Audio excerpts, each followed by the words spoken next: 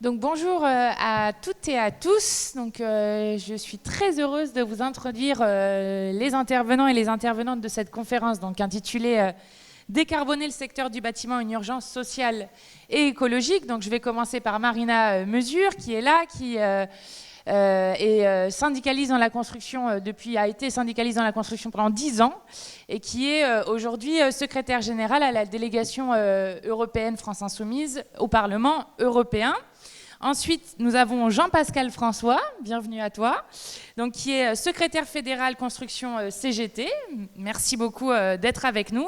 Et Michel Philippot, qui est auteur d'un livre qui s'appelle B comme BTP, Bois, Terre, Paille, qui a notamment fait l'objet, avec une brochure aussi, Changer nos systèmes et matériaux de construction, fait l'objet d'une centaine d'auditions, donc un énorme travail qui a été réalisé sur comment est-ce qu'on fait bifurquer nos modes de construction. Et c'est d'autant plus intéressant d'avoir Jean-Pascal avec nous qu'on va parler aussi de comment est-ce qu'on associe les travailleurs et les travailleuses dans le pays avec un enjeu démocratique aussi qui est extrêmement fort, c'est-à-dire comment est-ce qu'on reprend le pouvoir aussi sur les grands constructeurs de BTP. Donc, je vais commencer par laisser Marina parler. Donc, chacun va parler 10-15 minutes. Et puis ensuite, on aura un débat avec vous sur ces questions-là. Et je commence par te laisser la parole, Marina.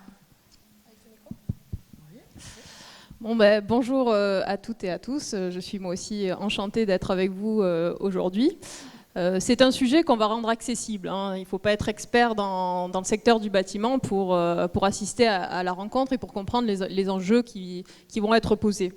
Alors moi, ce que j'aimerais partir déjà comme constat, c'est qu'effectivement, nous rentrons dans une crise globale. Une crise globale, pourquoi ? Parce que vous avez ce changement climatique irréversible, vous avez cette crise sanitaire sans précédent qui a disloqué les chaînes d'interdépendance de la mondialisation. Et vous avez, comme j'aime bien cette expression de Jean-Luc Mélenchon qui dit et vous avez le tsunami social qui tape à notre porte.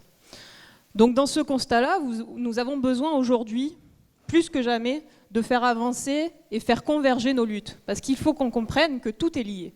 Tout est lié et c'est l'enjeu même justement de cette discussion. Alors on pourrait prendre plusieurs exemples pour parler justement de la convergence de nos luttes sociales, de la convergence de nos luttes écologiques. Et là aujourd'hui nous parlons du secteur de la construction parce que le secteur de la construction c'est un excellent exemple pour nous montrer justement à quel point on pourra faire converger ces luttes dans les mois, dans les années à venir. Alors le secteur de la construction il est vaste et Jean-Pascal pourra vous en parler longuement. Moi j'aimerais vous me concentrer sur les matériaux de construction. Alors les matériaux de construction, notamment le ciment. Le ciment, c'est quoi ? Parce qu'aujourd'hui, vous voyez qu'on l'utilise abondamment dans la construction de vos maisons, dans la construction de nos écoles, dans la construction des ponts. Donc le ciment est présent partout. Mais pourtant, et il va être présent surtout dans les années à venir, quand on sait que la population mondiale va doubler d'ici la fin du siècle. Donc a priori, ce n'est pas une industrie qui est vouée à disparaître. Ce qu'il faut savoir, et ce qu'on ne sait pas souvent, c'est que l'industrie du ciment est responsable à elle seule de 5% des émissions de gaz à effet de serre au niveau mondial. 5%. C'est énorme. C'est énorme et on n'en parle jamais. Et alors pourquoi c'est si polluant le secteur du ciment ? J'aimerais vous l'expliquer. En fait, quand vous parlez du ciment, vous parlez de 5 phases de production. Ça ne va pas être technique, je vous le promets. La première phase, c'est vous allez dans les carrières, vous faisiez de l'extraction donc de calcaire et d'argile. Deuxième phase, vous broyez un peu tout ça. Et la troisième phase, la phase la plus importante, c'est que vous allez cuire ces matériaux, ces minerais. Et vous allez les cuire à 1400 degrés. Et cette phase-là, cette troisième phase dans la production du ciment, est une phase extrêmement polluante. Vous imaginez 1400 degrés de faire cuire de l'argile et du calcaire. Et en plus, en termes de combustible, ce que vous rajoutez justement pour faire cuire le tout, vous mettez des coques de pétrole, des résidus de plastique, vous mettez des boues urbaines, vous mettez des pneus. Donc vous imaginez un petit peu cette mixture qui est en fait responsable des 5% d'émissions de gaz à effet de serre. Donc c'est cette partie, vous voyez, où on cuit ces minerais qui est la plus polluante. Et je vous en parle et je vous le décris parce que c'est ce qui va devenir intéressant dans notre discussion. Donc vous arrivez sur ce clinker, et après les 2 dernières phases, si vous voulez, c'est vous broyez ce clinker, vous le refroidissez, vous le broyez, et après vous en faites des sacs. Et ces sacs, pour ajouter un petit peu sur la question climatique, c'est qu'après vous devez le diluer, comme vous le savez, enfin ce qu'on fait du béton, avec de l'eau, pour justement construire vos maisons, les écoles, etc. Donc au niveau social, donc là c'est la question, c'est pour vous parler un petit peu du processus. Au niveau social, vous avez à peu près 3600 salariés qui travaillent dans les cimenteries aujourd'hui en France. Si vous prenez les emplois indirects, donc pas directement dans les cimenteries, mais tout ce qui est associé à la cimenterie, vous êtes à peu près 15 000 postes en France. Pourquoi c'est intéressant ? C'est qu'on voit que sur ces dernières années, il y a une fermeture importante des cimenteries en France. Alors que pourtant, le besoin en ciment est toujours là. On a toujours besoin de ciment, on construit toujours, vous traversez n'importe quelle ville, vous le verrez. Donc que se passe-t-il ? Eh bien, effectivement, d'ici une dizaine d'années, on va fermer à peu près 40% des cimenteries en France. Donc ce sont des milliers de postes qui vont disparaître. Donc ça, sur la question sociale, c'est hyper important. Donc vous avez la question climatique qui se pose, de l'émission des gaz à effet de serre, et vous avez la question sociale. Et pourquoi on va fermer les cimenteries en France, comme je vous dis, alors que le besoin est là ? Tout simplement parce que l'UE légifère. Elle légifère justement sur les émissions de gaz à effet de serre, et plus elle légifère, et plus on délocalise. Et donc ce qui se passe, c'est qu'à partir du moment où l'Union européenne a commencé à mettre en place le marché carbone notamment, eh bien vous avez les entreprises qui ont commencé à se positionner sur tout le pourtour méditerranéen, en se disant, à partir du moment où ça va nous coûter trop cher, on va être en capacité en Algérie, au Maroc, en Turquie, de faire venir la matière, donc le clinker, on ne fait pas encore venir les sacs, mais on fait venir le clinker, cette matière qui est extrêmement polluante, notamment en France et en Europe. Donc c'est cette partie-là qui est importante, et c'est fou quand même, parce que vous vous dites quand même, quand on parle de la plus-value qu'on peut avoir par exemple sur un iPhone qui est quelques grammes, mais vous imaginez, donc on fait venir à l'autre bout du monde, mais vous imaginez quand on parle des sacs de ciment, la plus-value c'est à peu près 2 € le sac de ciment, et c'est 30 kilos. Donc aujourd'hui on en est arrivé là, on en est arrivé à délocaliser des industries qui n'étaient non délocalisables. C'est-à-dire qu'on n'aurait jamais pensé, il y a 20 ans, qu'on aurait pu délocaliser ces industries. Et donc, effectivement, ce sont déjà tu pourras sûrement compléter, mais ce sont déjà des centaines et des centaines de postes qui ont été perdus. Pour vous parler des dernières, Lafarge-Holcim, qui est un des majeurs dans le secteur des cimenteries, dans l'industrie cimentière, pardon, qui a fermé sa cimenterie Frangé en 2012, Le Havre en 2016, La Couronne en 2016. Donc vous êtes en plus sur une accélération des fermetures des cimenteries au niveau français et au niveau européen. Parce que comme je vous dis, c'est 40% des cimenteries qui vont fermer, mais ce n'est pas seulement en France, c'est au niveau européen. Donc face à ça, j'arrive à la dernière phase, c'est-à-dire qu'est-ce qu'on peut faire ? Eh bien, il y a l'Europe qui commence là encore, à proposer, dans la question du Green New Deal ou du pacte vert, un ajustement carbone aux frontières, en disant il faut éviter cette fuite carbone, donc il faut éviter que les entreprises aillent délocaliser en disant non, mais nous on fait du ciment vert parce qu'en fait vous faites venir la matière qui justement est polluante et vous dites après que vous faites du ciment vert parce que vous êtes effectivement les émissions ne sont pas liées géographiquement à la France ou à l'Europe. Et donc ils ont dit il faut que ça s'arrête et on va faire une taxe aux frontières de l'Europe. Donc on va faire une taxe CO2, ce qu'ils appellent. Donc aujourd'hui c'est en discussion, on a Manuel Bompard qui est rapporteur sur ce texte qui va passer donc, dans les mois à venir au Parlement européen et qui va mener un combat justement pour que cette taxe soit mise en place, mais ça ne suffira pas. Ça veut dire que ça va être une première phase où on va être en capacité du coup d'éviter la délocalisation, d'éviter qu'une industrie qui est extrêmement polluante en plus devienne délocalisable, mais on va encore avoir des problèmes importants sur le fait de dire comment nos entreprises, comment nos cimenteries fonctionnent et est-ce qu'on a besoin du tout ciment. Et là, c'est la deuxième phase, et la deuxième phase qu'il faut faire justement avec les salariés, parce que les salariés connaissent leur outil productif et sont en capacité de proposer des alternatives et des reconversions de certains sites. Mais là encore, Jean-Pascal, tu compléteras. Et donc on est sur cette phase où on doit se battre pour mettre effectivement la taxe carbone aux frontières et éviter que des entreprises continuent à délocaliser, et donc avec des pertes d'emplois énormes, et sur la question écologique c'est catastrophique, et en même temps penser la reconversion des sites ou la reconversion de certains sites, et investir dans l'innovation, ça se fait. Il y a déjà des projets qui ont été faits pour capter le CO2, donc il y a déjà des choses qui se font, mais pour cela il faut effectivement investir, il faut innover. Et ce n'est pas du tout ce qui se passe, puisque la majorité des cimenteries en France sont en voie d'obsolescence, parce qu'on n'a jamais voulu investir, on n'a jamais voulu créer de nouveaux systèmes, alors qu'ils existent dans d'autres pays, au Canada, en Autriche. Il y a différents sites qui ont déjà proposé justement des systèmes de captation du CO2, donc ça existe, mais il faut une volonté politique aussi derrière. Donc en fait, ce que je voulais vous montrer, donc déjà, je pense que c'était assez clair, enfin j'essaye de vous montrer que c'est un sujet accessible à tous, d'essayer de comprendre qu'à un moment donné, on ne peut pas continuer avec ces entreprises qui sont extrêmement polluantes et qui en plus s'enrichissent, parce qu'effectivement, juste pour mentionner si le temps n'est pas trop... Ça va, je peux encore. Le marché carbone, effectivement, quand ça a été créé, donc vous avez la partie délocalisation, et vous avez ces mêmes entreprises qui s'enrichissent en ne faisant rien. Parce que je ne sais pas si vous vous rappelez, parce que ça avait fait un gros scandale, Lafarge Holcim, entre 2010 et 2014, donc au moment où ils ferment Frangé, au moment où ils ferment Le Havre, au moment où ils ferment la Couronne, ils reçoivent 435 millions d'euros de l'Europe pour leur droit à polluer. Parce que, en fait, vous comprenez, comme ils ferment les cimenteries, de fait, il y a moins de pollution. Mais par contre, ils reçoivent les crédits, parce que les crédits sont calculés pas chaque année. Donc, ils ont engrangé 435 millions d'euros juste pour leurs droits, en fait, sur les marchés carbone et sur le fait de ne rien faire. Donc, juste engranger de l'argent sans rien faire, et en fermant les entreprises et en mettant des centaines de salariés sur le carreau.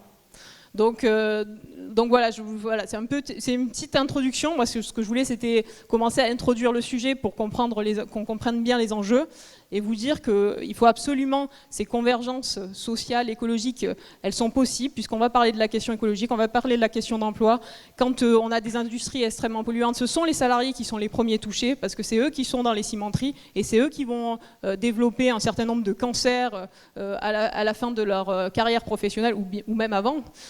Donc les convergences sont possibles, et elles sont nécessaires. Nous devons anticiper tous ces combats-là, nous devons les mener avec les syndicats, avec les salariés.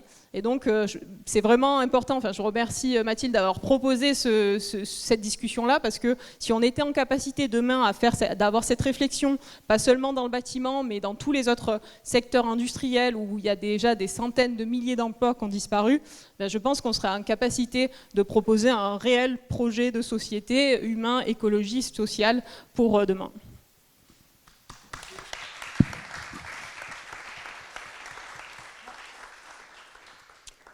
Merci Marina, bonjour à tous.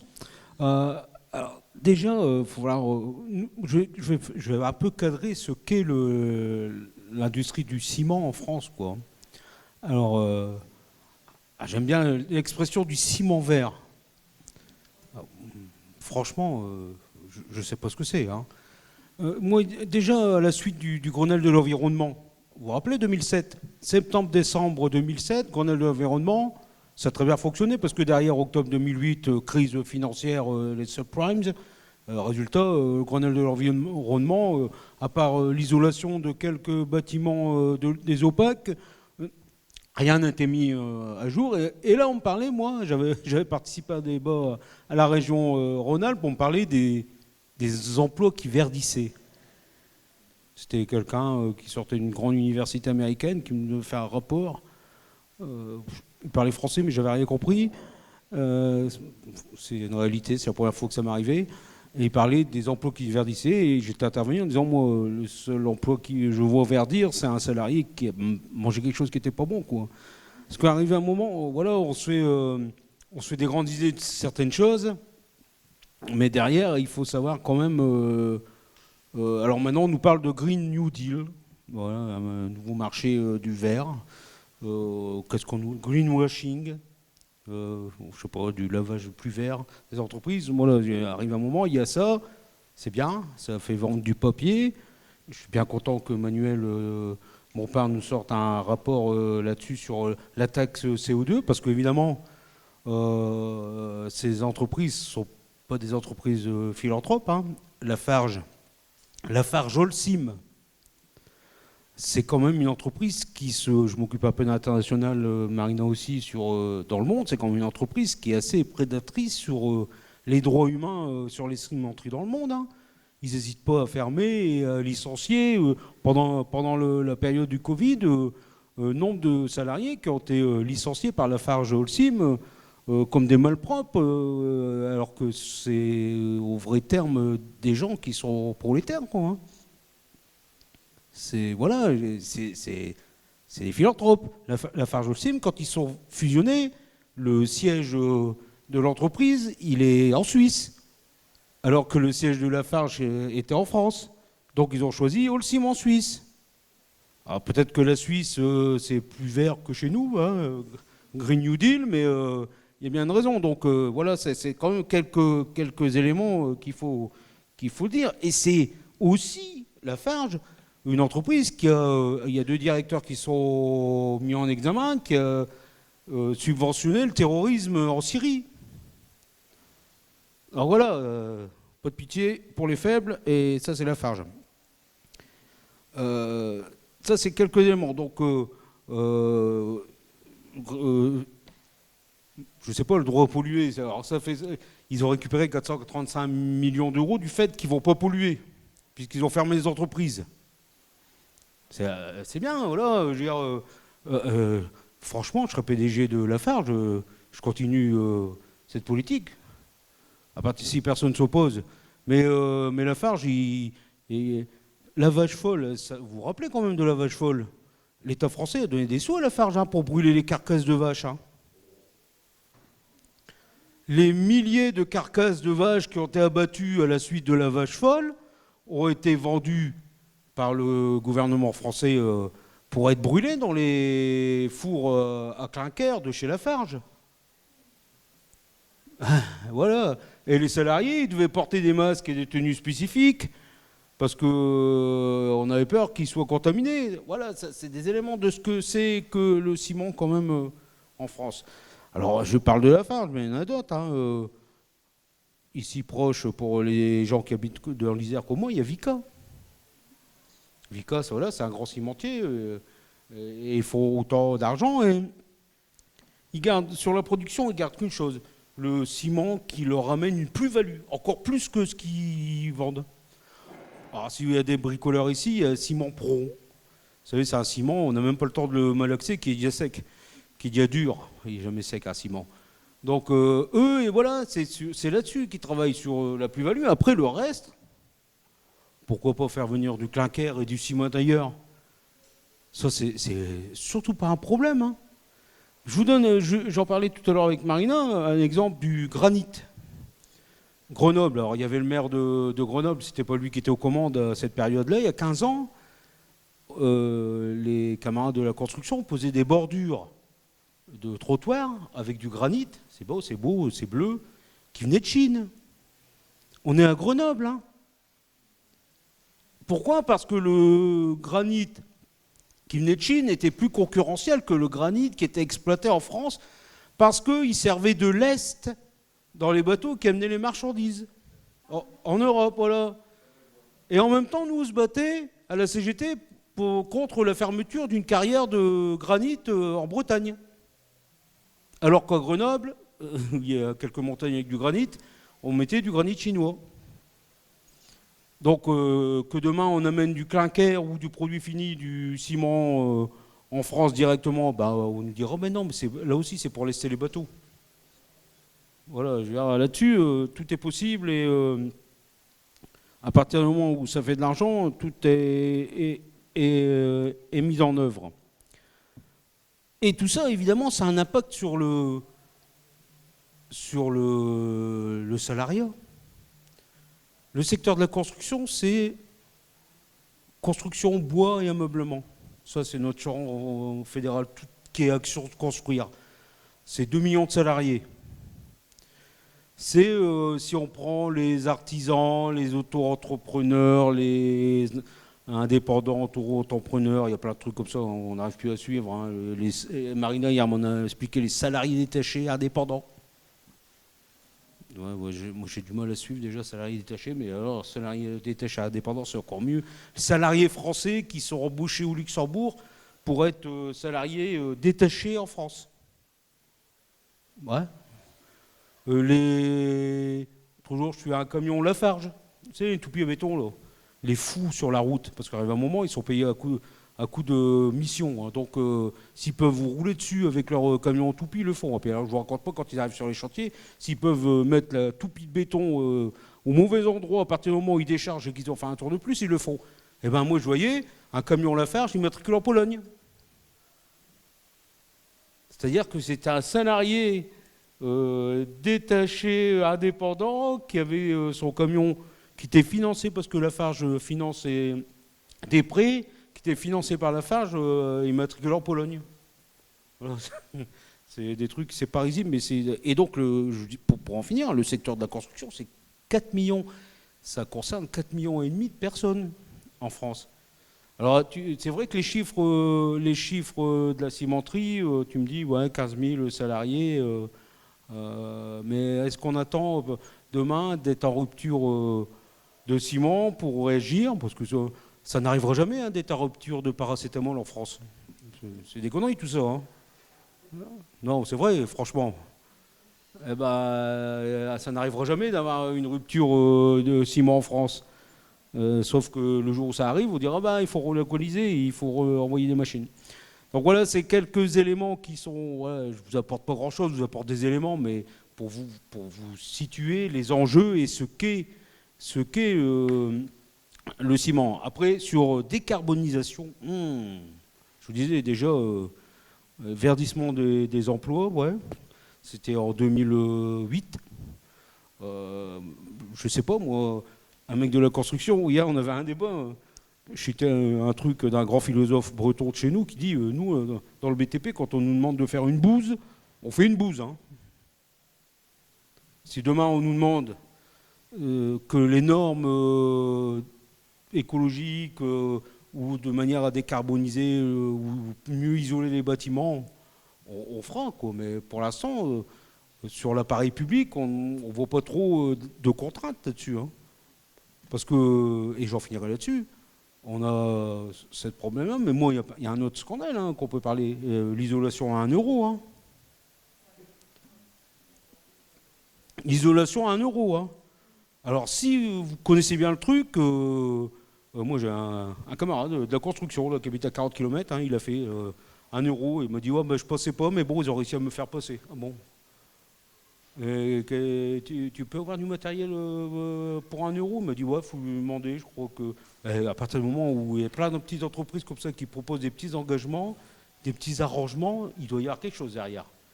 Donc là aussi, isolation à 1 euro, ça doit être une bonne idée, mais ça doit être une bonne idée pour que Engie ou EDF en profitent, parce que c'est eux qui financent ces travaux, ce qui leur permet de décarboniser financièrement leur activité. Et ça, on ne sait pas. Hein, oui, c'est Engie qui vient isoler ta maison à 1 euro. Ben non, c'est pas Engie, c'est la boîte du coin. Ben oui, mais ils récupèrent l'argent de cette manière. Donc voilà, dans la construction, on est les amis de tout le monde et on sait faire plein de choses. Hein, mais pas que du métier, hein, autre chose aussi. Hein. Merci.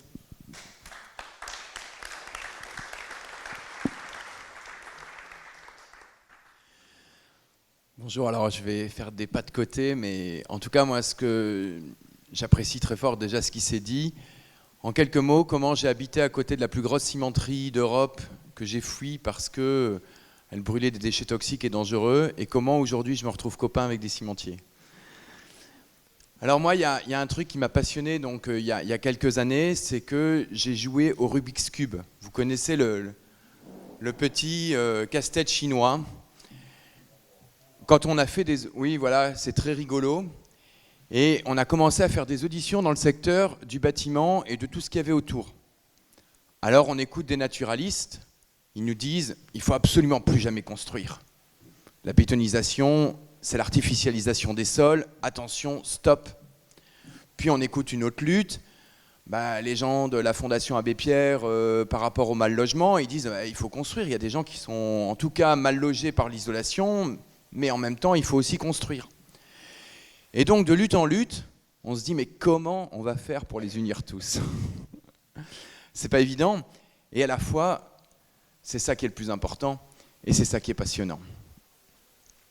Alors je ne vais pas vous les dire toutes, mais au bout de 50-60 auditions, on se dit mais en fait, il y a des fils rouges, parce que tout le monde souffre aux endroits qui sont.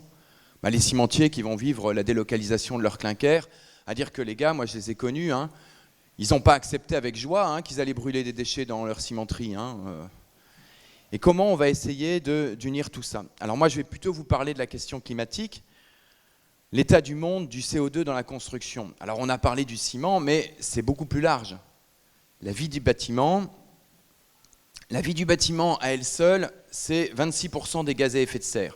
Alors il y a plein de choses dans la vie du bâtiment, comme l'éclairage, qui n'ont aucun rapport avec le changement de nos matériaux, à part peut-être mettre plus de fenêtres, mais je veux dire, c'est quand même un peu difficile. Mais en tout cas, le chauffage, rien qu'à lui seul, c'est 60% de ces 26%. La climatisation, ça monte en flèche. En gros, climatisation, ventilation, chauffage, tout ça, on est à plus de 2/3 de ces 26%. Donc en gros, 18 à 20%, c'est lié à la climatisation et au chauffage. Or, il existe des bâtiments où on ne chauffe quasiment pas. Je vous en parlerai tout à l'heure. Il y a moyen de quasi pas chauffer. Il y a moyen de ne pas vivre dans des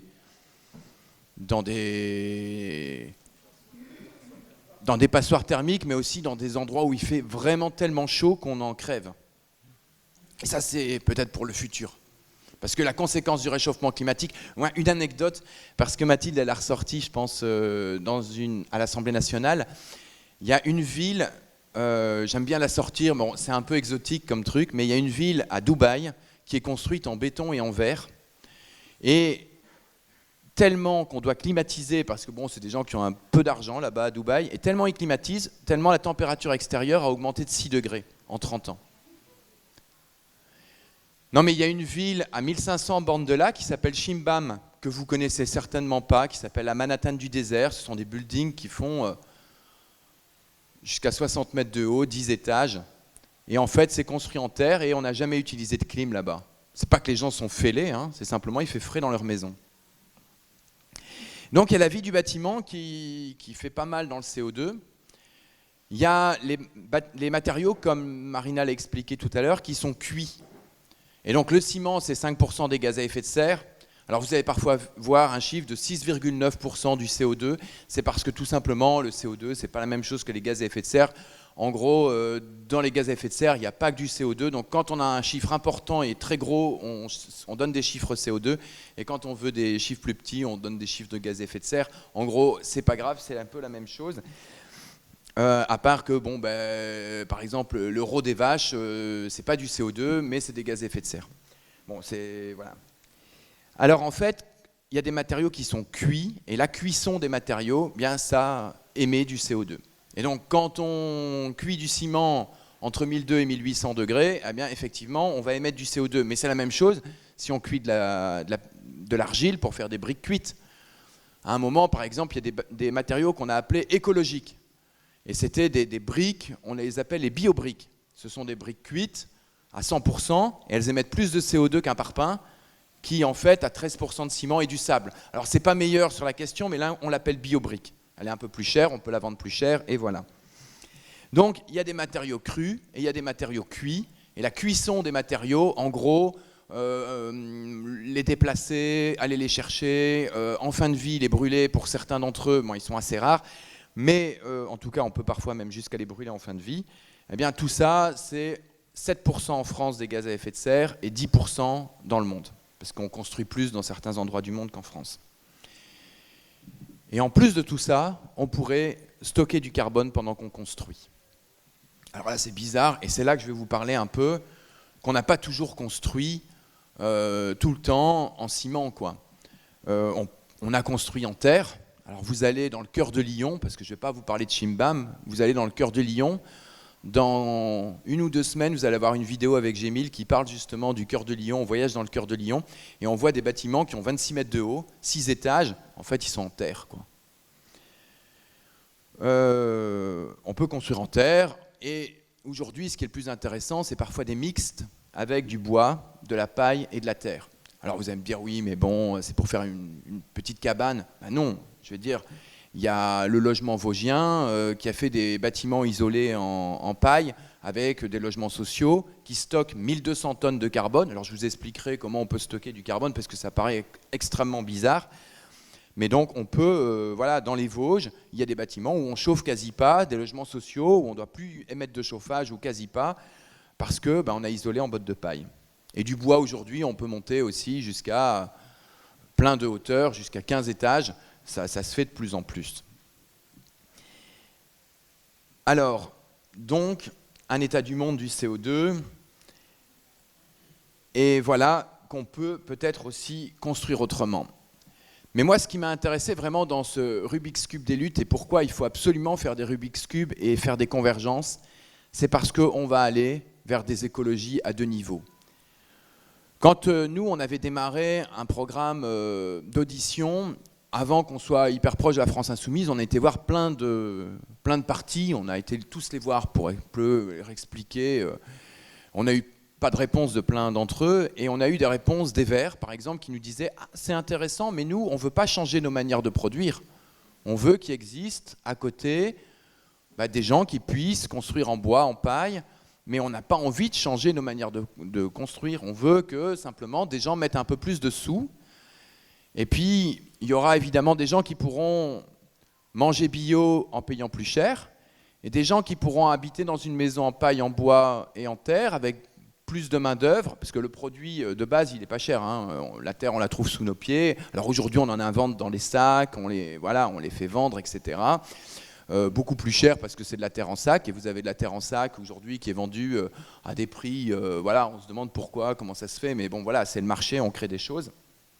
Et moi, vraiment, ma peur, c'était que demain, il y ait une écologie pour riches, comme pour le bio, des gens qui peuvent manger bio, et puis des gens qui n'ont pas pu se construire leur maison en paille. Et puis après ça, on va leur dire à ces gens-là, ah mais vous devez, attention, il faudrait que vous construisez en paille. Et puis pendant ce temps-là, ces gens-là, il y a le réchauffement climatique, ils vont crever parce que dans leur bâtiment, il fait 40 degrés et ils ne pourront pas se payer une clim, etc., etc., etc. Il y a déjà des rapports dans le bâtiment qui disent il y a un problème avec l'isolation thermique des bâtiments ou du chauffage. On ne parle pas de changer nos modèles de production, mais il y a des think tanks qui disent dorénavant, ce qu'on propose, c'est que les gens ne dépassent pas 17 degrés. Vous portez tous un masque, mais bientôt, on va peut-être vous dire, dans votre maison, attention, tout, c'est la crise, on ne dépasse pas 17 degrés. Et puis alors, voilà. Voilà comment un jour, on va culpabiliser les gens d'une autre manière. Et si on se mettait tous ensemble? Et moi, en gros, j'ai trouvé que le programme de l'avenir en commun, il était génial. Parce qu'aujourd'hui, il y a des gens qui disent, il ne faut plus construire. Alors dans le programme de l'avenir en commun, c'est super, on va d'abord isoler des bâtiments. 7 millions de logements. Eh bien voilà, c'est super. Après, comment on va les isoler? Si on les isole en polystyrène, ça va finir en plastique dans les mers.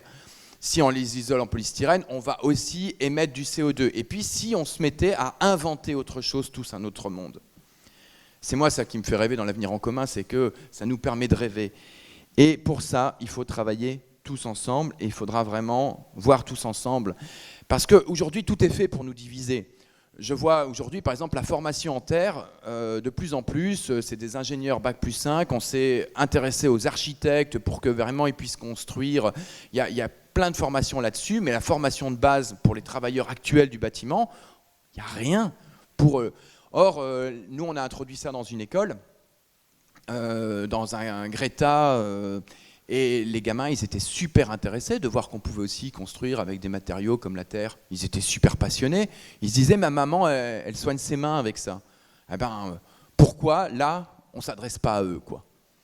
Et donc, c'est vraiment mon combat, c'est comment on va pouvoir travailler tous ensemble pour faire ces 7 millions d'isolation de logements et aussi la construction de 215 000 logements sociaux qui sont dans le programme de l'avenir en commun. Et si on faisait un pas de côté et que c'était l'occasion de pouvoir construire tous ensemble avec quelque chose avec les travailleurs du bâtiment. Et moi, personnellement, j'ai besoin des cimentiers. J'ai besoin des cimentiers, pourquoi? Parce qu'ils ont plein de savoir. Moi, c'est un ingénieur en sciences des matériaux de Lafarge qui est venu bosser dans notre association et qui a réussi à faire des résistances mécaniques avec des recettes anciennes qui ont des millénaires, parce que lui, c'est son métier de travailler sur les mortiers. Alors, c'est son métier de travailler sur des mortiers. Et pour moi, c'était passionnant, cette rencontre. Mais dans les salariés des cimentiers, il y a plein de gens qui travaillent les déchets. Eh ben, aujourd'hui, on les a transformés à travailler des déchets. Ben, c'est super intéressant. Et si un jour, on leur demande de délocaliser et qu'il n'y a plus moyen, ben moi j'espère que l'État va régionaliser ou va faire des choses pour les garder, parce qu'on a besoin qu'eux, ils ont un tel savoir acquis sur les déchets que peut-être au lieu de les incinérer, on pourrait transformer le savoir pour pouvoir valoriser des déchets. Nous, on a besoin par exemple de travailler avec des déchets agricoles, ou alors de réutiliser dans la construction des pierres dans le bâti qui ont toujours été utilisées, qui peuvent être réutilisées. Les anciens, une poutre, elle était réutilisée de maison en maison, quoi. Aujourd'hui, le bâtiment, c'est à usage unique, ça dure 15 ans, ça dure 20 ans, tout va à la poubelle. Et donc, vraiment, derrière tout ce que je veux dire, ça a été flou dans tous les sens. Mais ce que je veux expliquer, c'est que ces rencontres entre les... Alors, on est dans des milieux différents, on parle des langues différentes, mais c'est ça qui est comment on pourra gagner demain. Et je vous assure, ce n'est pas 0,5% du CO2 en créant un autre marché avec quelques bobos qui vont construire autrement. Là, on aura un vrai levier. Et d'abord, quand on a chiffré, nous, le programme de l'avenir en commun, c'était 20% du CO2 en 10 ans qu'on pouvait diminuer. 20% même des gaz à effet de serre, donc c'était même plus nombreux, 90 millions de tonnes qu'on pouvait diminuer, rien qu'en suivant l'isolation thermique de 700 000 logements, mais si on changeait nos manières de construire, si on travaillait ça avec les ouvriers du bâtiment. Et tout ça, ça créera de l'emploi, parce que nous, on a un peu vu, le matériau, il n'est pas cher, mais on pourrait créer jusqu'à 1 million d'emplois. Rien que l'isolation, c'est 400 000. Si on commence à construire autrement, eh bien, il y a besoin de plus de main-d'œuvre, on peut créer de l'emploi, et il va falloir effectivement travailler avec tous les ouvriers actuels. Et il ne faut pas commencer à faire un truc à part, où il y aura deux mondes, avec... et ça se voit dès le départ. Moi, aujourd'hui, j'ai voulu... par exemple, j'ai une formation terre crue, mais non, c'est... une formation ouvrier, TP maçon bâti ancien, qui existe officiellement. Alors il y a des titres qui existent aujourd'hui, maçon terre crue, mais moi c'est pas ça qui m'intéresse, c'est comment on va travailler avec des ouvriers actuels du bâtiment et comment on va échanger ensemble. Alors peut-être on se comprendra pas, c'est pas évident, mais je pense qu'on a vraiment un autre avenir en commun.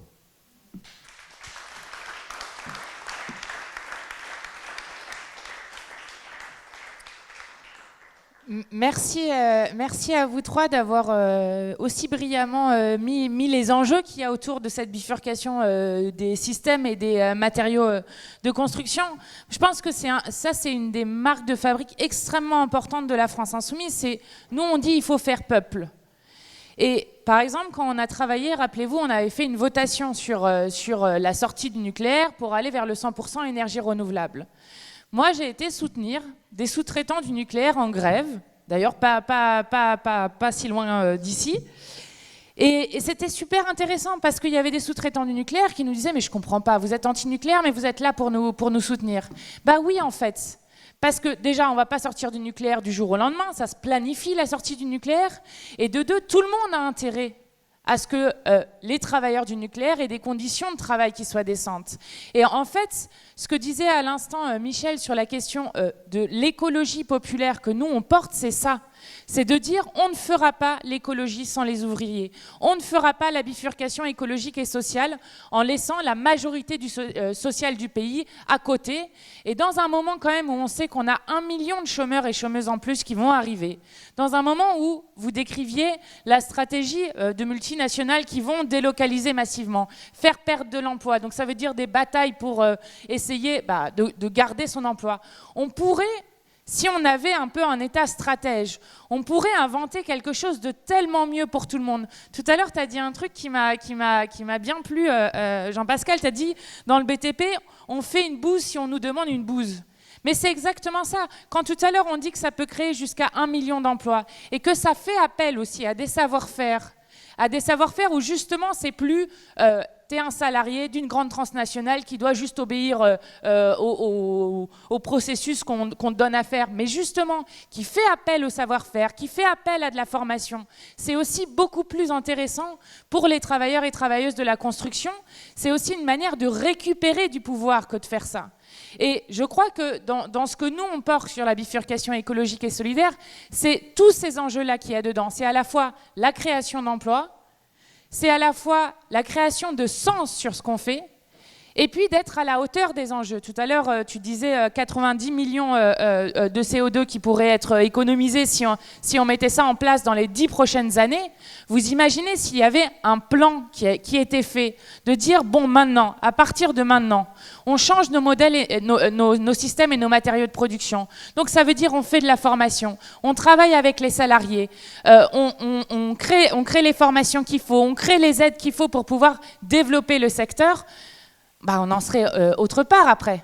Et c'est ça que nous, on porte aussi sur cette idée de la planification du temps long, d'arrêter d'être dans le temps court tout le temps, où on va se retrouver dans les prochaines années avec des salariés qui vont se retrouver au chômage, qui est un gâchis humain mais incroyable, des gens qu'on aurait pu former et qui vont se retrouver sans rien, alors qu'on aurait pu les former à des choses qui sont intéressantes, et une catastrophe écologique qui en plus touche toujours les mêmes, c'est-à-dire les plus pauvres. Donc ça, c'est un exemple parfait, je trouve, et d'ailleurs dans le plan de déconfinement qu'on a fait à la France Insoumise sur, on vient de vivre la crise du coronavirus, qui a mis quand même à l'arrêt beaucoup des activités du pays, même si justement il y a plein d'activités qu'ils auraient dû arrêter, qu'ils n'ont pas arrêtées, mais ça c'est un autre débat. C'est le moment d'organiser cette bifurcation écologique et solidaire. C'est le moment de repenser le modèle dans lequel on est. Et c'est ce moment-là qu'ils auraient dû utiliser pour, plutôt que d'injecter comme ça de l'argent public pour licencier des gens, parce que concrètement, c'est quand même ce qu'ils sont en train de faire, on aurait pu utiliser ce moment-là pour faire bifurquer ça. Et c'est pour ça que je suis vraiment contente aujourd'hui qu'il y ait cet échange aussi pour dire, nous, on n'est pas des ennemis.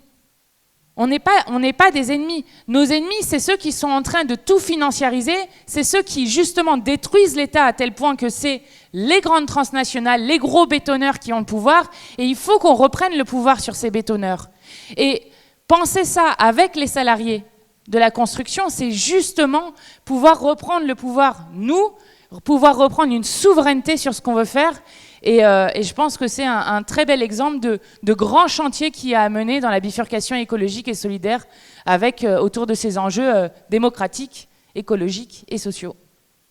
Et puis maintenant, on va vous laisser la parole pour en discuter avec vous parce que ça nous intéresse d'avoir vos questions, vos avis et vos remarques.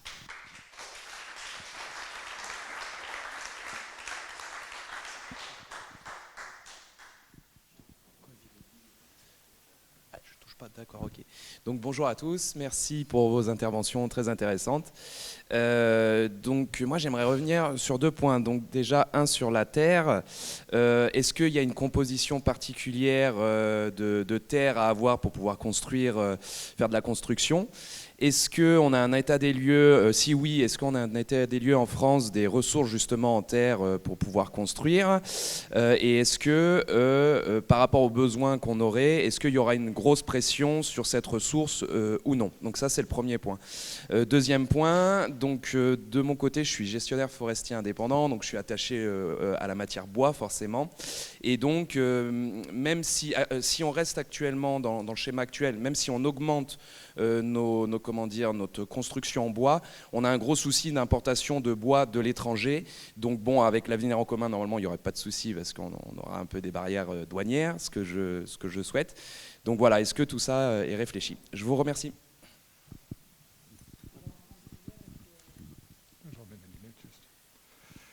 Oui, merci pour votre exposé. Je tenais quand même à revenir sur la notion des cimenteries. Je pense qu'à court terme, le métier de cimentier est amené à disparaître en majorité, je dirais, parce qu'il ne faudrait pas oublier l'épuisement de la ressource sable au niveau planétaire. On consomme quand même par an 40 milliards de tonnes de sable en exploitant ça dans les fonds marins, les mines et les lacs. Je rappelle quand même que le béton, c'est 2/3 de sable, qu'en France, on utilise 400 millions par an de mètres cubes de sable, que pour faire une maison, il faut 200 tonnes de sable à minima, et le pire quand même encore, c'est que pour construire 1 kilomètre d'autoroute, il faut 30 000 tonnes de sable. Et qu'actuellement, c'est l'Asie qui consomme 70% de la production mondiale. Et je rappelle aussi que le sable du désert est parfaitement inutilisable, qui est un paradoxe parce qu'il est trop fin. Et je vous invite à regarder un magnifique reportage sur Arte qui parlait de ça, et qui est toujours disponible, à mon avis, en téléchargement, même sur le site de l'INA. Et je rappelle aussi que le béton armé en France, béton prêt à l'emploi représente environ 30 millions de mètres cubes par an, ce qui est relativement important quand même. Ensuite, on parlait de la terre. J'ai rien contre la terre, bien au contraire, puisque je fais partie des gens du monde de la construction qui construisent des bâtiments à énergie positive, principalement dans le domaine du tertiaire, depuis des années maintenant. Donc des bâtiments qui produisent plus d'énergie qu'ils n'en consomment. Mais je crains aussi le risque de transmission du support béton vers le support terre. Je rappelle quand même que la terre est une terre vivrière et qu'il ne faudrait pas tomber non plus dans des travers qui causent des préjudices à l'alimentation de l'être humain au travers de l'exploitation des terres. Parce que je crains ça, quoi, si vous voulez. Parce que, voilà, c'est tout. Je vous remercie de m'avoir écouté. Bonjour, merci beaucoup pour cette discussion. J'en profite pour vous apporter quelques éléments. Je suis étudiant à l'école d'architecture de Grenoble, qui est le plus grand centre de recherche sur l'architecture terre actuellement qui existe.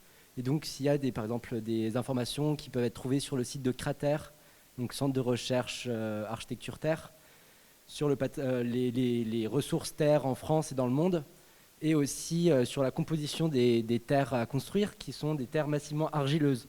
Les terres argileuses ne sont pas des terres vivrières, on ne peut pas faire des cultures sur des terres argileuses, donc il n'y a pas un très grand conflit d'intérêt sur les terres pour les productions, pour la production agricole, et la terre pour la construction, parce que la terre où on fait la production agricole, c'est des humus qui sont les terres superficielles dont on n'a pas besoin pour la construction et qui en fait sont pas du tout intéressantes. Et ce qui fait qu'en pensant à votre réponse, j'ai un peu... voilà. Je voulais partager une expérience qui me faisait penser qu'en fait, tous les leviers qui permettaient de faire la transition vers une pensée de la construction et de l'habitat beaucoup plus saine, tel que proposé par le programme en commun, tous ces leviers-là étaient très très proches d'exister, et j'en ai fait l'expérience durant un semestre d'études où on bossait sur le patrimoine moderne de la ville de Firminy, juste à côté de Saint-Étienne, où là on partait du prérequis qu'il n'y avait pas besoin de construire parce qu'il y a un parc immobilier qui est détenu à plus de 40% par un bailleur social, et dans ces 40% du parc immobilier de Firminy, plus de 40% est vacant. Donc il y a une vacance extrême dans presque toutes les anciennes régions industrielles françaises, sans parler des régions rurales. Et donc on partait sur ce parc immobilier et on avait pour objectif de le rénover pour retrouver une qualité d'habitat qui correspondait plutôt aux critères actuels. On essayait de trouver comment, pour redonner de la valeur à un parc immobilier existant, on pouvait aussi redonner de la valeur à des formations, à des compétences dans une région qui est minée par le chômage, minée par un avenir sans réel futur possible pour les personnes qui vivent dans ces endroits-là, où ils ne peuvent pas partir réellement de ces régions parce qu'ils n'ont pas les moyens.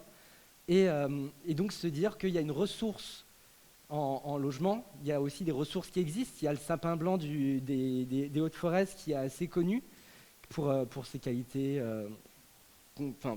C'est un beau bois, bref. Et on partait sur un principe de rénovation thermique, isolation paille et terre allégée, et revêtement en bois et sapin blanc locaux. Et oui. Et en fait, tout ça, on pouvait le faire en partie avec des financements de la Caisse des dépôts et consignations, avec des élus, etc. Mais très vite, on voyait le retour des habitudes de « Ah bah non, on va plutôt mettre du lino. Ah bah non, c'est plus facile de faire venir du bois parce qu'on n'a pas les usines en France pour faire ce type de choses-là. » Et c'est assez dommage de dire que tout est là, mais rien n'est possible actuellement. Oui. On va alterner un homme, une femme, comme ça.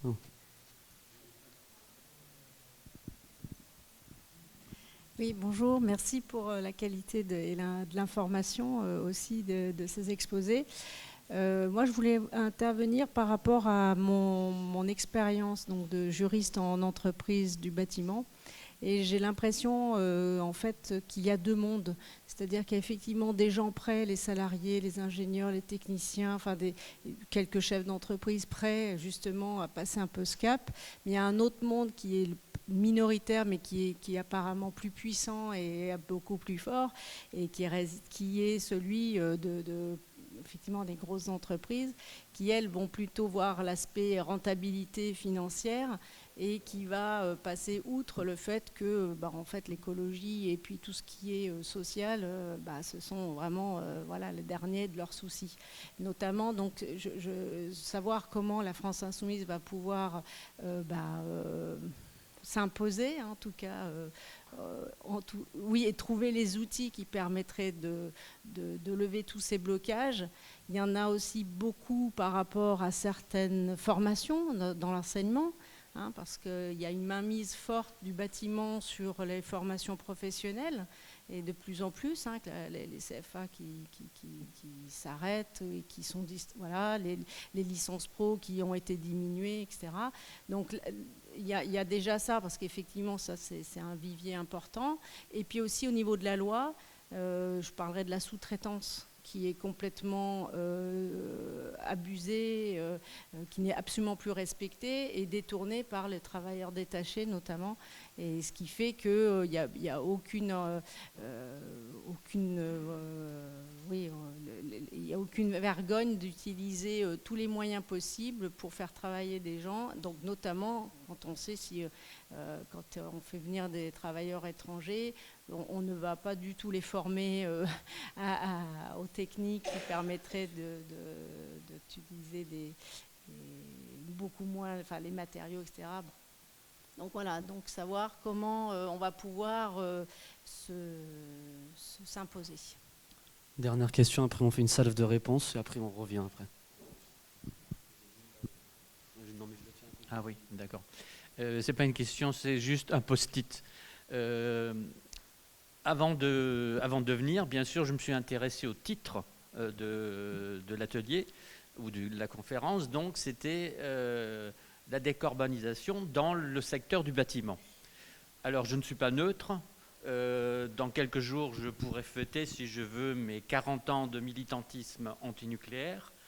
Et si je vous dis je suis d'Alsace, vous aurez tout de suite compris pourquoi. Aparté à Mathilde, Jean-Marie Brome est un ami très proche militant. Voilà, donc le tour est fait. Décarboner, donc moi, ce n'est pas les matériaux qu'on utilise dans la fabrication, c'est plutôt dans l'utilisation du bâtiment. Et mon souci, et bon, je sais que je m'adresse à des convaincus de toute façon, mais mon souci, c'est de dire, dans cette idée de décarbonisation, n'oublions pas le nucléaire qui est quand même présenté comme, alors suivant les époques, une énergie verte, écologique, etc., etc. Maintenant, bon, on a quand même réduit les choses parce que bon, les gens se sont dit, bon, on ne peut pas tout leur faire avaler, donc on va parler de décarboner. Alors, ce qui n'est déjà pas vrai au départ, ça, beaucoup de gens le savent aussi, mais surtout que cette idée de dire, bah voilà, ça c'est pas grave, eh ben justement, c'est plus grave. Parce que justement, le chauffage électrique, je m'excuse auprès des gens qui ont un chauffage électrique, et souvent, ils n'y sont pas, c'est pas eux qui l'ont fait installer, etc. C'est de dire, le chauffage électrique, donc à base nucléaire chez nous en France, d'ailleurs dans d'autres pays, le chauffage électrique n'existe presque pas. Voilà.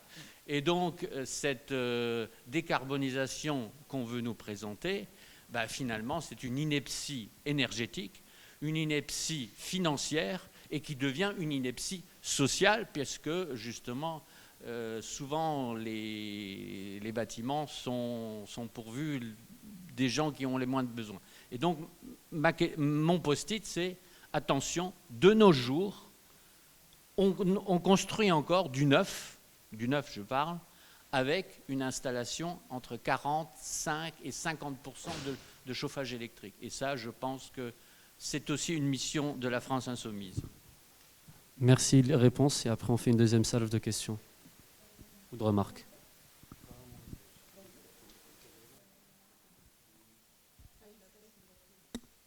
Le micro se balade. Alors, c'est intéressant ce que tu dis, ça mène de la réflexion, mais on a besoin, nous, alors comment faire déjà comment faire, on a un besoin de conscientisation des salariés. Les salariés, ils préfèrent faire les constructeurs, c'est quand même un métier noble, la construction. Ils préféreraient faire quelque chose de très beau que quelque chose de pas beau. Après, si on n'a pas, nous, travaillé sur la conscientisation du changement sociétaire, alors ils voient bien, hein, les mecs qui tirent le bitume avec le râteau en ce moment à 40 degrés à l'ombre, avec une matière qui est à 120 degrés, ils se rendent bien compte qu'il y a un problème. Mais arrivé un moment, il faut manger, il faut faire vivre la famille, donc on se tait. D'habitude, je suis plus grossier, tu vois. On se tait et on fait. Donc si nous, déjà, dans notre travail, on n'amène pas cette conscientisation qu'il va falloir qu'on change notre mode de production, de travail, de fabrication, de tout ça, c'est la problématique. Et là, on s'affronte. Les sous-traitants du nucléaire, je travaillé 5 ans, moi, dans le nucléaire. Mon premier emploi, hein. Je suis parti, moi, j'étais électronicien, je suis arrivé tireur de câbles dans le nucléaire, directement affecté aux travaux sous rayonnement. Je travaillais avec un Shadok. Un Shadok, c'est une grosse machine, c'est une grosse combinaison en plastique rose avec un ventilateur derrière, pour éviter que je sois contaminé. Et je faisais du tirage de câbles. Et j'étais fier de travailler là, parce que je travaillais à l'usine de retraitement des déchets atomiques de Lague, où technologiquement, c'est extraordinaire. Tu travailles sur de la fission nucléaire, tu travailles sur de la radioactivité, donc voilà. Après, derrière, qui c'est qui m'a veillé ma conscience? C'est une association qui s'appelle Robin des Bois. Je suis allé voir Jacques Bonnemain à Paris, et on a discuté de ce que je vivais, moi, au quotidien, et voilà, donc on discute. Après, voilà, mais les salariés du nucléaire... Martinez a signé, alors je n'arrive pas à trouver la troisième organisation, mais Greenpeace a un accord, là, un écrit, c'était pendant les vacances, il s'est pris une bolée de voix à faire, hein, notamment des syndicats du nucléaire d'ici, hein, de la Drôme. Hein. Et donc voilà, vous voyez, donc ça, on n'a pas encore touché à ça. Alors, il y a la conscientisation des salariés, mais d'un autre côté, hein, Mathilde le disait, on a besoin d'un État stratège fort, on a besoin de la puissance publique forte, parce que Vinci, FH, Bouygues, Lafarge-Holcim et compagnie, à la limite, ils sont supranationaux, ils en ont rien à faire. Si on ne les contraint pas, ils en ont rien à faire.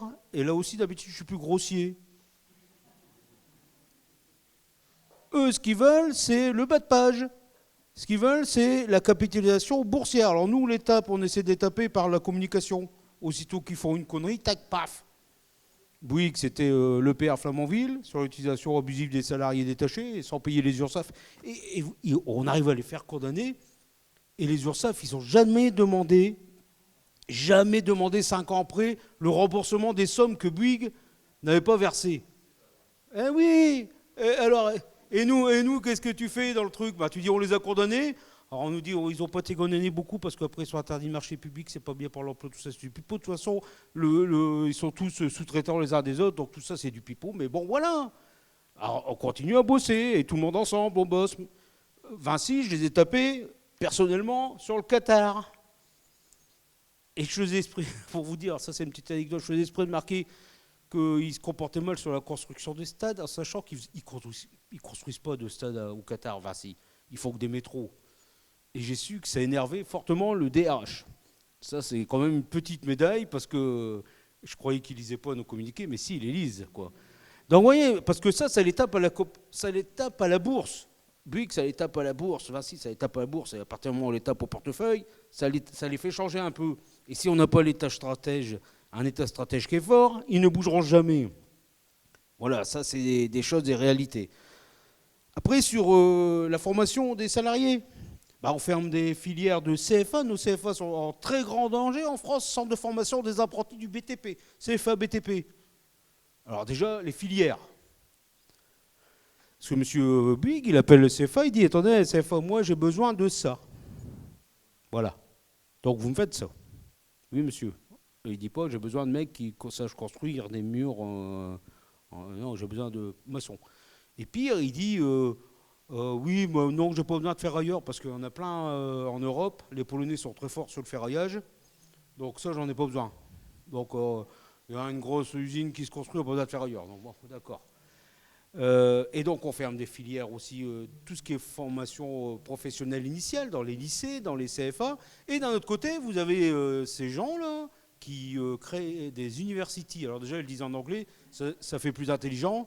Bouygues University, Vinci University, moi j'appelle ça une sorte de formation de chez Bouygues, qui ne sont, ouais, parler en anglais, ça fait plus intelligent, greenwashing, tout ça. Ouais. Et donc, qui ne sont que, moi, je le dis, et je l'ai dit encore hier, que des machines à faire rentrer l'argent de la formation professionnelle continue. On est obligé d'en donner sur les cotisations patronales, et ben on fait quelque chose pour en récupérer un maximum. Et on les a coincés, nous, à Paris, sur une formation bidon, de haut niveau, mais très haut niveau, de cadre ingénieur, où il y avait des manœuvres qui étaient inscrites sur le truc. On a les noms, on a tout. Mais le système, il est tellement blindé, parce qu'arrive un moment, je ne veux pas dire, il est tellement blindé qu'on n'a jamais réussi à faire sortir le merdier. Pourtant, ça m'a coûté 3 bouffes au canard enchaîné, mais même, ils ont sorti sur autre chose. Mais voilà, voilà, c'est des réalités. Mais les réalités, de toute façon, on les aura toujours dans le monde du BTP, et on continue à travailler. Dernier truc, c'est sable. Ouais, bien sûr, sable, t'as raison, sable. Alors, en ce moment, c'est des grosses campagnes contre Vinci, du sable. C'est la filière bois, bien sûr. C'est si on a des belles forêts, c'est parce qu'on en utilise du bois. Après, c'est est-ce qu'on met... c'était Philippe, je crois, Michel hier qui parlait en Norvège, ben, c'est tous les mêmes arbres parce qu'ils ont besoin pour Ikea, tous les mêmes planches. Ben ouais, donc nous, c'est qu'est-ce qu'on plante comme arbre différent, comme essence, comment on travaille sur le changement du climat et tout. C'est quelle réutilisation des matières premières. Ça, ils font dans les TP, hein, ils broient, ils reprennent le bitume, ils reprennent les sous-couches pour les réutiliser. Le problème, c'est qu'il y a de l'amiante dedans. Parce qu'on a mis de l'amiante dans les bandes de roulement des routes, mais on ne sait pas, il n'y a pas de cartographie de où il y a de l'amiante. Donc on les réutilise, on les broie, il y a des salariés qui sont là derrière qui sont contents, ils font de la réutilisation, mais ils font de la réutilisation de l'amiante. Et tout le monde sait que l'amiante, on peut en manger tous les jours, il n'y a rien à crade. Et donc, dernier truc, c'est évidemment la réhabilitation des logements, du bâti. Moi, je suis originaire du Hauts-de-France, du Nord. Même pas du Hauts-de-France, du Nord. Région, le plus de friches industrielles en France. Eh ben, ça a été déconstruit, hein. Démoli. La différence entre déconstruit et démoli, c'est que démoli, c'est tout dans le même benne. Déconstruit, on fait un peu de tri. Mais après, tout va dans la même benne. Et donc, c'est comment on réhabilite ces logements. Comment on fait d'un logement qui était une usine. Chez moi, où j'ai habité quand j'étais gamin, il y avait une usine, ils en ont fait des logements. Voilà, c'est aussi, ça nous évite de nous éparpiller partout, ça nous évite de réutiliser du sable et tout ce que tu veux, et ça permet de créer des logements. C'est pas parce que c'est une ancienne usine que c'est de la merde, hein. C'est un logement qui est très très bien. Voilà, donc merci de votre écoute.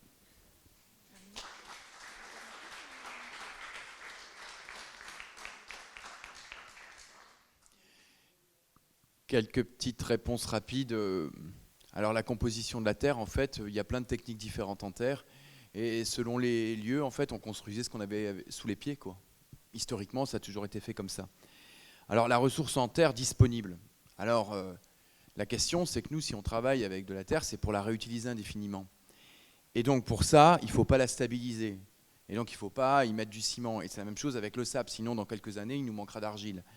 Et l'argile, ce n'est pas une ressource infiniment renouvelable. Mais il faut quand même savoir qu'aujourd'hui, le bâtiment, c'est 228 millions de tonnes de déchets, dont 115 millions de tonnes d'argile.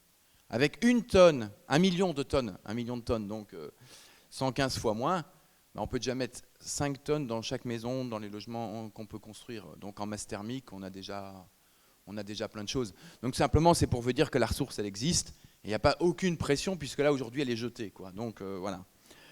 Donc il n'y a pas de pression sur la ressource. Et donc la question, elle est comme pour le bois. Moi, je connais plein d'architectes, ils travaillent avec du bois local, et l'idée, c'est qu'ils font former les gens à un métier. C'est-à-dire qu'en gros, un vrai, normalement, charpentier, il doit pouvoir reconnaître l'essence de bois. À la rigueur, il pourrait aller le bûcheron avec le bûcheron dans la petite commune locale ou l'intercommunalité et dire tel bois, on le veut. Et franchement, c'est quelque chose de plus noble de construire avec du bois plutôt que d'aller le brûler, ou qui finissent en pâte à papier, où on a fait une coupe rase. On est quand même dans autre chose si on veut proposer ça comme avenir, puisqu'on utilisera quand même beaucoup moins de bois, rien qu'en chauffage, si on isole les bâtiments dans notre programme. Donc au total, on utilisera moins de bois, et par contre, on ira le stocker dans un bâtiment plutôt que d'aller le brûler. Bon, sur le sable, j'étais 100% d'accord, quoi, mais voilà. Voilà, tout ce qui a été dit, en fait, c'est vraiment les métiers nobles. Ça m'a beaucoup parlé aussi parce que nous, par exemple, dans l'éco-construction, on a énormément de femmes et je voulais simplement dire que dans notre Rubik's Cube, en fait, tout le monde peut gagner et tout le monde peut gagner beaucoup plus fort que si on allait chacun de notre côté dans notre petit réseau. C'est-à-dire qu'en gros, si on suit un programme où on va, je sais pas moi, permettre à certains à les informer, à faire un peu plus de petites constructions pour les plus riches, en bois, en terre crue, en paille, on ne va pas changer la donne climatique. Et par contre, si on joue avec le Rubik's Cube, il y aura un perdant. Ça sera peut-être le gros patron de la multinationale. Mais bon, on ne va pas non plus se casser le cul pour 0,01% de la planète. Hein. Je veux dire, voilà, c'est un petit peu ça.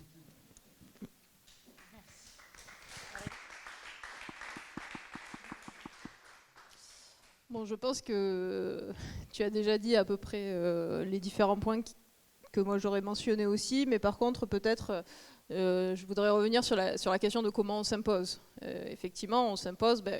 L'exemple que je vous donnais sur l'ajustement carbone aux frontières, c'est un mécanisme, c'est un outil sur lequel il faut justement que nous on puisse intervenir parce que à partir du moment où on met un outil, c'est ce qu'on appelle de notre vœu en plus quand on parle du protectionnisme solidaire, c'est qu'à un moment donné si on met une taxe carbone aux frontières de l'Europe, déjà c'est un premier pas, c'est absolument pas fini quand on a dit ça, mais en tout cas c'est un premier pas pour que ces entreprises arrêtent de délocaliser dans des pays où dans lesquels les conditions de travail sont lamentables, parce que là, si vous allez voir justement les cimenteries dont je vous parlais dans le pourtour méditerranéen, le processus est encore pire en termes énergivores, et en plus, les salariés sont exploités, faire des trucs hallucinants, quoi. Donc effectivement, ça c'est un levier quand vous avez l'ajustement carbone aux frontières. Un autre levier, c'est quand vous parlez de la sous-traitance, nous, ce qu'on demande, c'est la fin du travail détaché. Donc là aussi, il y a des choses que nous proposons pour contraindre les entreprises. Et c'est de ça qu'il faut continuer. Quand vous voyez, bon, c'est vrai que c'est un peu mon dada le travail détaché, mais pour avoir défendu des travailleurs détachés pendant des années justement ensemble aussi, sur différents chantiers, quand vous voyez, vous, le travailleur roumain par exemple, qui est en train de monter la maison, vous dites, bon, c'est un travailleur roumain qui est en train de bosser en France. Non, en fait, ce qui se passe, sur nous, les derniers cas qu'on a eus, pour vous montrer un petit peu la complexité du truc, c'est vous arrivez carrément avec des travailleurs roumains qui ont des contrats de travail polonais, donc ils ne parlent pas un mot de polonais, mais ils ont des contrats de travail polonais, ils ne sont pas allés en Pologne non plus, on leur donne en Roumanie, vous allez dans une ville, on vous dit, vous voulez aller où? Travailler en France dans la construction? Très bien, tenez, vous avez où un contrat polonais, ou un contrat slovaque, ou un contrat slovène, donc voilà, vous allez travailler avec ce contrat-là, et là on se rend compte qu'en fait ils ne sont même pas payés depuis ces pays-là. Ça veut dire qu'en fait, ils ont des contrats polonais, mais ils sont payés depuis l'Italie, depuis des entreprises italiennes. Et quand vous remontez vers l'Italie, vous vous rendez compte qu'en fait, les propriétaires sont en Égypte. Voilà, vous voyez le travailleur roumain devant vous, et en fait, le travailleur se fait exploiter à tous les niveaux, au niveau international. Et ce travailleur-là va travailler 56 heures, va être exposé aux pires conditions aussi, parce que quand tu parlais justement, je pense que c'était hier, tu parlais des conditions justement de travail où ils n'ont pas les équipements appropriés, mais c'est aussi des travailleurs, quand il faut démolir une maison pleine d'amiante, c'est eux qui vont y aller. Et nous, il y a un suivi. Si vous avez été exposé à l'amiante, il y a quand même un suivi qui est fait. Là, le travailleur, il va repartir dans son pays, vous êtes sûr qu'il n'y a aucun suivi. Et quand dans 20 ans, il va déclarer un cancer, il n'y aura aucun lien qui sera fait, ça sera tout pour sa pomme. Et donc, les conséquences sont dramatiques de cette exploitation. Et je vous parle de ce cas-là, et merci de l'avoir mentionné, parce que sur les 10 dernières années, on perd 150 000 emplois dans le bâtiment, et on gagne à peu près 250 000 travailleurs détachés dans la construction. Et de travailleurs exploités. C'est là encore, je dis, c'est pas de cibler les travailleurs sont les premiers exploités. Donc il y a effectivement, c'est la convergence de toutes ces luttes-là, en fait. Tout ce dont on parle, c'est la convergence de différentes luttes, et qu'il faut qu'on arrive à mettre tout ensemble, montrer que tout est lié pour justement défendre un modèle différent. Et donc c'est important, et c'est là, c'est l'intérêt de cette discussion, c'est l'intérêt des prochaines actions que nous mènerons, c'est de faire converger toutes ces luttes sociales, écologiques, qui sont absolument nécessaires pour demain.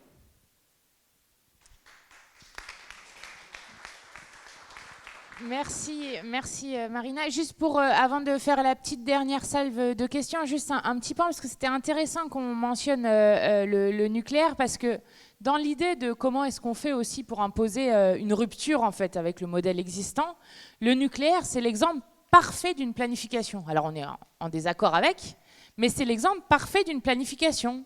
D'un coup, de manière très rapide, il a été mis en place sur le territoire, des centrales nucléaires un peu partout sur le territoire, avec de la formation, avec de l'investissement, donc d'un coup, avec même dans des conflits d'intérêts et puis des infiltrations dans l'État extrêmement fortes, mais c'est l'exemple parfait d'une planification. La preuve, c'est que du coup, on peut aussi faire des planifications sur cette fois-ci des sujets et des secteurs entiers, et qui sont tous liés, parce qu'on voit, après on parle, effectivement on commence à parler de ça, après on parle du sable, on a tout à fait raison, après on parle notamment, on parlait de la terre, mais aussi de la forêt, parce que la forêt, la forêt en voie d'industrialisation, c'était une autre conférence qu'on faisait, mais sur justement l'utilisation du bois dans la construction, c'est une utilisation noble du bois, plutôt que de couper, de faire des coupes rases entières et de refaire des plantations d'arbres, en fait ce qu'on a fait dans l'agriculture, où là on brûle, on brûle après l'arbre. Ça c'est quelque chose qui est profondément absurde sur un point de vue à la fois écologique et à la fois social, parce qu'on pourrait parler aussi des conditions des bûcherons, donc en fait on voit que quand on tire un fil sur des choses, évidemment la rupture du modèle de société à laquelle on aspire. Pourquoi est-ce qu'on veut une révolution citoyenne en se réappropriant le pouvoir de décider sur nos vies? C'est parce que justement, on part d'un secteur et on se rend compte qu'en fait, on tire plein de choses. Et il y a une énergie dans notre pays pour ça. Parce que quand même, le résultat de notre société actuellement, c'est que les gens, ils vivent mal. On a 9 millions de personnes sous le seuil de pauvreté. On a encore beaucoup, malheureusement, qui vont y tomber à la rentrée, parce que la rentrée va être horrible socialement. Donc la majorité sociale du pays a intérêt et a envie d'un autre avenir. Et pour le coup, c'est pour ça que c'est aussi intéressant, parce que cette planification, c'est pas la planification d'un État qui va décider tout seul avec 3 technocrates autour d'une table. Nous, on veut une planification démocratique, où on redéfinit ensemble, avec la constituante notamment les règles du jeu, mais aussi comment est-ce qu'on organise, sur du temps long, avec des urgences à régler, comment on organise sur du temps long la bifurcation de notre modèle entier de production et de consommation.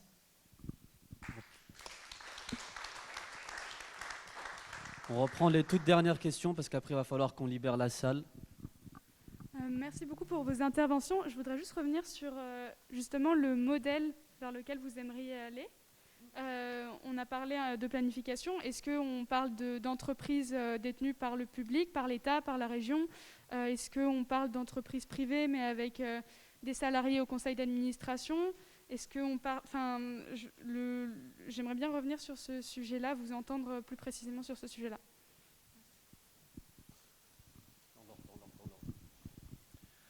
Bonjour. Je souhaite poser 3 questions en tant qu'habitant de HLM. Parce que quand on parle de décarboner la construction, il me semble qu'en matière d'urgence climatique, une des questions qui devrait être prioritaire, qui est pour moi prioritaire, c'est le problème du logement social en France, notamment, où il y a une majorité de passoires thermiques. Et passoires thermiques, ça ne veut pas seulement dire, qu'on a froid l'hiver, ou que ça veut dire qu'il y a de la précarité énergétique parce que le chauffage coûte trop cher à cause de ça. Ça veut dire que l'été, on crève de chaud quand il y a des canicules parce que le bâtiment n'est pas fait pour affronter ça, en particulier dans des coins comme la région parisienne. Alors moi, mes questions, c'est par exemple, la première question, c'est que quand on est porteur de propositions en tant qu'association de locataires dans les HLM, qu'il y a des questions de rénovation, quelles sont les solutions qu'on peut proposer, nous, pour que, dans ce secteur de la construction important, on puisse avoir des solutions, comme disait monsieur, qui ne soient pas enfin, je crois que c'est monsieur qui le disait, c'est peut-être quelqu'un d'autre, mais qu'on ne mette pas du polystyrène, quoi. Bon, voilà, donc ça, c'est un premier problème. Le deuxième problème, c'est la question du logement social. Aujourd'hui, elle me paraît sous-estimée, pas prise en charge, etc. Et en particulier sur cette question de rénovation du parc du logement, parce que, bon, il y a des millions de logements sociaux. On ne va pas les détruire et bâtir en terre à la place. Le problème, c'est qu'il faut trouver des solutions pour les gens qui sont actuellement dedans, et c'est relativement urgent. Donc, à qui on s'adresse ? Aujourd'hui, dans le débat politique, moi, je remarque que cette question est insuffisamment portée. Dernier point, c'est que quand on parle de construction, il ne faut pas oublier aussi que les citoyens sont appelés, les habitants, sur ces questions-là, ils ont leur mot à dire. C'est-à-dire, et en particulier dans le logement social, qui est un bien commun que l'État devrait développer plutôt que détruire comme il le fait actuellement. Donc ma troisième question, c'est comment on fait pour que la parole soit donnée aux locataires sur l'ensemble de ces questions, en particulier la rénovation de leur logement, et qu'on ne leur dise pas, c'est comme ça. Voilà. Donc pour ça, j'ai entendu hier dans un débat, à propos de Marseille, quelqu'un a dit faire sans nous, c'est faire contre nous. C'est une question qui est très, qui s'applique tout à fait au problème des locataires du logement social. Je prends une dernière question, je suis désolé parce que ça s'arrête dans 5 minutes et il y a une conférence juste après pour avoir le temps de répondre. Je suis vraiment désolé. Bonjour. Pour répondre un petit peu aux dernières questions, en fait, j'ai bossé un petit temps dans un bureau d'études thermiques sur Lyon. On y faisait en général des concertations lors des réunions au niveau des copropriétés. Après, les choses qui posaient problème en général, c'est souvent le manque d'aide derrière qui permettait de soulager les copropriétaires pour rénover leurs bâtiments en général. Mais c'est aussi la longueur des réunions, souvent, enfin la fréquence aussi. Des fois, il fallait attendre genre 5-6 mois avant qu'il y ait une prochaine réunion pour pouvoir vraiment discuter avec les différents locataires. Donc ça, c'était un peu pour répondre à la question d'avant. Ensuite, je voulais parler de 2 petits logiciels que j'ai visités pendant mes études qui peuvent être intéressants dans le monde de demain au niveau de la rénovation. Alors le premier s'appelle le BIM, Building Imagery Modeling. C'est un système qui permet de concevoir des bâtiments en 3D en logiciel, ce qui permet de mettre en relation les différents corps de métier lors de la conception jusqu'à la finalisation du bâtiment, sans passer, parce qu'avant il y avait toujours cette construction de plans qu'on devait envoyer, l'architecte envoyer aux différents corps de métier, et des fois on pouvait avoir des erreurs au moment de la construction parce que les différents corps de métier n'arrivaient pas à parler ensemble en général. Donc ça c'était pour un logiciel. Le deuxième, c'est en rapport avec une notion qui m'étonne, qui n'a pas été prononcée lors de cette conférence, c'est la notion de cycle de vie. lorsqu'on pense à décarboner tout ça, il n'y a pas qu'au niveau de la construction du matériau, enfin on parle de différentes phases séparément, mais il faut voir le système en sa globalité, jusqu'à la mise en déchet du bâtiment. Et pour ça, il y a un logiciel qui est assez intéressant qui s'appelle Elodie. Donc c'est un logiciel qui possède littéralement les fiches techniques de tous les matériaux connus aujourd'hui et qui permet de faire une simulation sur tout le cycle de vie d'un bâtiment pour savoir combien les émissions de carbone du bâtiment. Voilà. Merci beaucoup. Elodie.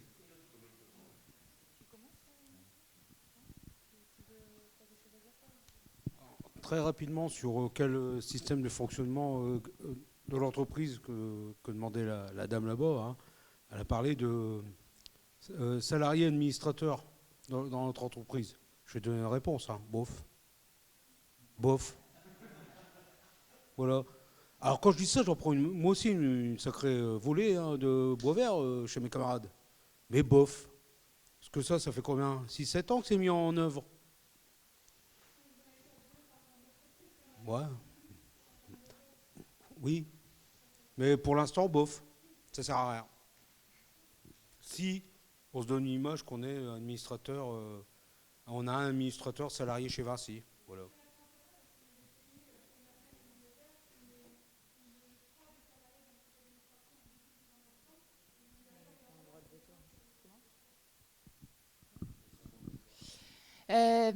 Alors peut-être pour répondre à certaines des questions sur la première effectivement qui a été posée, qui est une excellente question effectivement. Alors bon, nous à la France Insoumise, on n'a effectivement pas peur de dire qu'on nationalisera si besoin certaines entreprises, mais je pense que ce qui est intéressant dans justement la démarche de bifurcation sur les modèles de construction qu'on présente, c'est justement d'arrêter avec les modèles d'énormes entreprises. Je vais vous donner un exemple très simple. Vous connaissez les PPP, les partenariats public-privé.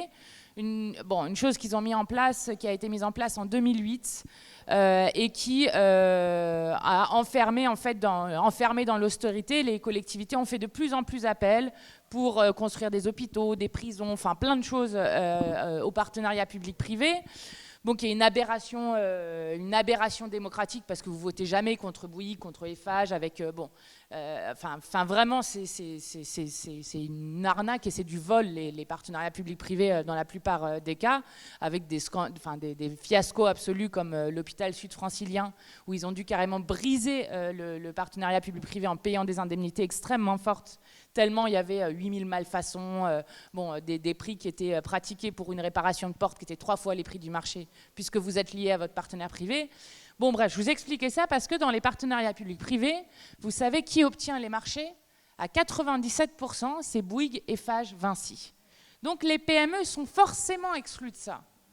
Et en fait, la chose qui est intéressante aussi dans la manière dont on doit repenser nos systèmes et nos matériaux de production, c'est justement d'arrêter avec ces espèces d'énormes transnationales qui en plus ont des politiques managériales et justement de revenir à des tissus d'activité qui sont des tissus d'activité qui sont sur le territoire, sur le territoire français entier répartis un peu partout, avec des gens dont on revalorise les savoir-faire, de revenir aussi à des échelles qui, je pense, sont intéressantes et qui ne nécessitent pas une nationalisation, une PME, ça ne nécessite pas une nationalisation, mais qui permet justement d'avoir de l'emploi en plus grande quantité, de qualité, et sur des structures qui sont plus petites aussi. Je pense que ça, c'est quelque chose aussi dans la réflexion, et en tout cas avec l'idée toujours de la planification, avec ce que nous on propose, donc le Haut Commissariat au Plan, qui serait donc avec une forme d'indépendance,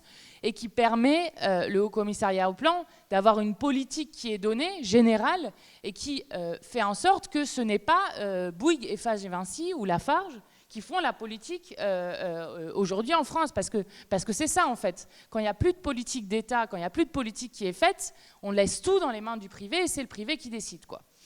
Ça c'est des éléments, mais ça nécessiterait d'en discuter plus longtemps, mais c'est des éléments sur la première des choses. Deuxième des choses, sur ce que vous disiez sur le logement social comme bien commun, on est tout à fait d'accord, on a eu des grosses batailles d'ailleurs à l'Assemblée nationale sur cette question, puisque de nouveau il y a des attaques extrêmement fortes contre le logement social qui sont faites. Et à un moment, vous avez dit la précarité énergétique, c'est pas seulement d'avoir froid. Moi, je me rappelle d'une dame qui me disait la précarité énergétique, c'est ne pas pouvoir fêter l'anniversaire de ma fille parce qu'on n'invite plus les copains et les copines à la maison parce que c'est juste pas possible d'inviter les enfants.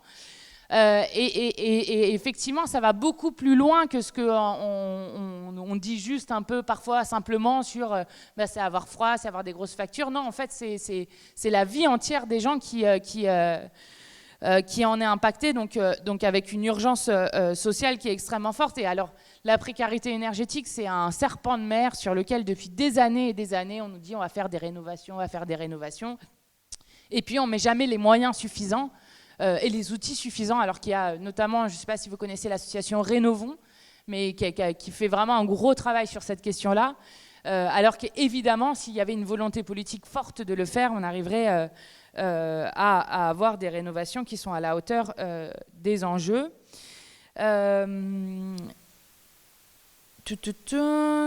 Sur les cycles de vie, en fait, on a un peu parlé, mais je vais peut-être te laisser en reparler. Tu veux dire quelque chose dessus? Non, ça va? Ok. Pas de conclusion? Non, c'est bon? Je peux dire. Vas-y. Moi, ce que je voudrais, c'est remercier aussi de ce partage qu'on a avec Jean-Pascal, qui est dans le BTP classique. Et puis récemment, j'ai eu des gens dans les cimenteries.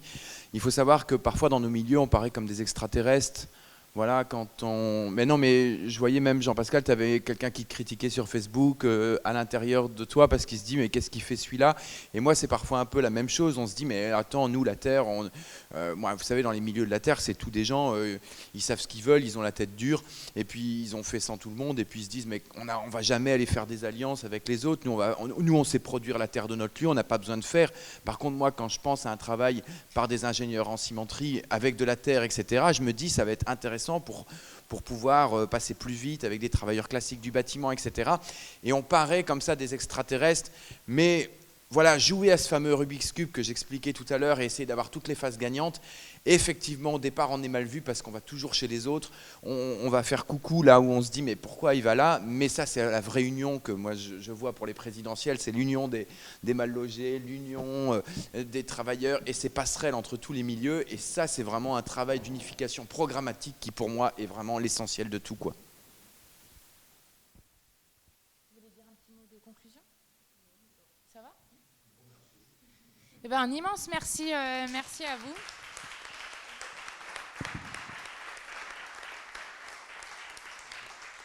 Et maintenant, notre tâche, c'est d'ici à 2022 de reprendre le pouvoir à ceux qui nous volent l'avenir, les bétonneurs, les empoisonneurs et tous les autres.